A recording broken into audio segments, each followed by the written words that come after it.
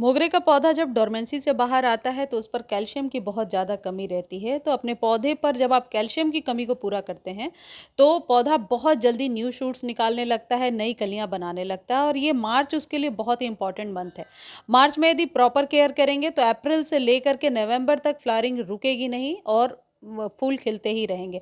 वैसे भी मोगरे के ये फ्लावरिंग का समय है, तो अपने सीजन में तो हर पौधा फ्लावरिंग करता ही है। हमारा फोकस ये होता है कि गुच्छों में ज़्यादा फ्लावरिंग हम ले पाएँ।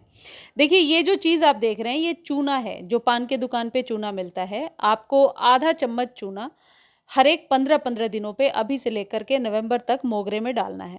आप चाहें तो इसे पानी में घोल करके भी डाल सकते हैं और डायरेक्टली सॉइल में भी दे सकते हैं। यदि चूना आपके पास नहीं है और इस तरीके का चॉक पड़ा हुआ है, तो आप इस चॉक को इस तरीके से डस्ट बना लीजिए। डस्ट फॉर्म में जब हम चॉक के पाउडर का इस्तेमाल करते हैं तो बेहतर रिजल्ट ले पाते हैं। आप इसे या तो अपने पौधे पर छिड़क दीजिए, सॉइल पर यानी, या फिर आधे चम्मच 1 ग्लास पानी में घोल करके और अपने पौधे के सॉइल में डायरेक्टली डाल दीजिए। ऐसा आप अभी से लेकर के हर एक 15 दिनों पर नवंबर तक करते रहिए। इससे आपके पौधे को यूँ कह सकते हैं न्यू शूट्स लेने में, और जब कलियां बनेंगी तो वो बड़ी बड़ी कलियां निकल करके आएंगी। और जो लोग कहते हैं कि कली बन रही है और सूख जा रही है या कली झड़ जा रही है, ऐसा मोगरे में अक्सर देखने को आने वाले टाइम में मिलता है। तो ये अभी से आप केयर करना शुरू कर दीजिए, तो ना कली झड़ेगी ना सूखेगी और नई नई कलियां बहुत सारी आप ले पाएंगे। मोगरे पर यदि अभी तक आपने कटिंग प्रूनिंग नहीं किया है या रीपॉटिंग नहीं किया है, तो दोनों के लिए बहुत ही सही टाइम है। मोगरे को आप रीपॉट कर लीजिए यदि रिक्वायर्ड है, यदि रूट बाउंड हो रहा है, और नहीं तो कटिंग और डीप कटिंग और प्रूनिंग अच्छे से कर लीजिए। इससे पौधा घना भी हो जाएगा। और यदि आप कंटेनर गार्डनिंग करते हैं तो पौधे को शेप में रखना ज़रूरी होता है। दूसरी जो सबसे इम्पॉर्टेंट चीज़ है, जो अभी से लेकर के मई जून की गर्मी तक तो आप ज़रूर कीजिए, बरसातों में तो ज़रूरत नहीं पड़ेगी। ये जो चीज़ आप मेरे हाथ में देख रहे हैं ये है चावल का पानी। इस चावल के पानी में मौजूद पोषक तत्व और बैक्टीरिया आपके पौधे के लिए बहुत ही फायदेमंद है। चावल को जब हम कुक करते हैं, कुक करने के पहले जब वॉश करते हैं और जो पानी निकलता है उसे अक्सर हम फेंक देते हैं, उसे कभी भी आप ना फेंका करें। उसमें मौजूद लैक्टोबैसिल नामक जीवाणु होते हैं जो आपके पौधे की जड़ों को मजबूत करते हैं।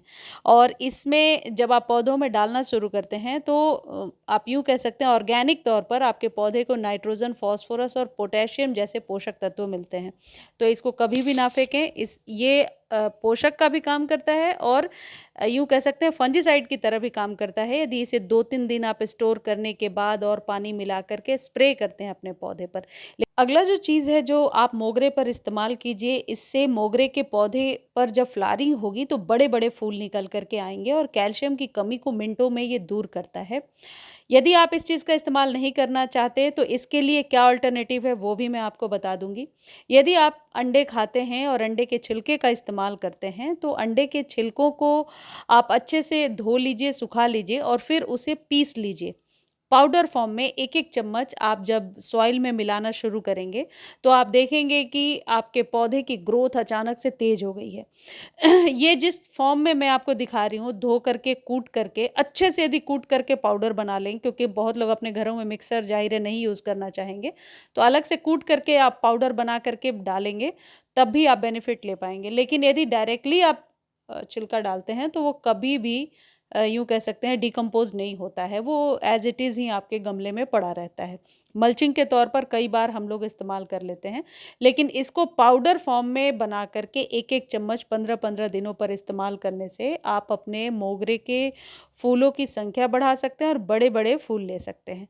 यदि आप इसका नहीं इस्तेमाल करना चाहते हैं तो दूसरा विकल्प ये है कि कैल्शियम नाइट्रेट की ये जो गोलियां हैं ये आपके पौधे पर बिल्कुल रामबाण नुस्खे की तरह काम करेंगी। और अभी से नवंबर तक हर एक 15 दिनों पे ये 8 से 10 दाने कैल्शियम नाइट्रेट के आप अपने मोगरे के पौधे में डायरेक्टली बस ऐसे डाल देंगे।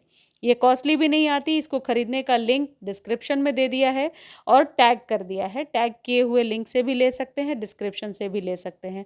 और इसे आप डालना शुरू कीजिए। आप पत्तियां आप देखेंगे बहुत ही ज़्यादा ग्रीनिश हो रही हैं इस वजह से।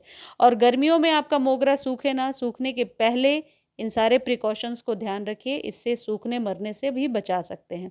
और डोरमेंसी के बाद ये सारे खाद मोगरे के लिए ज़रूरी हैं।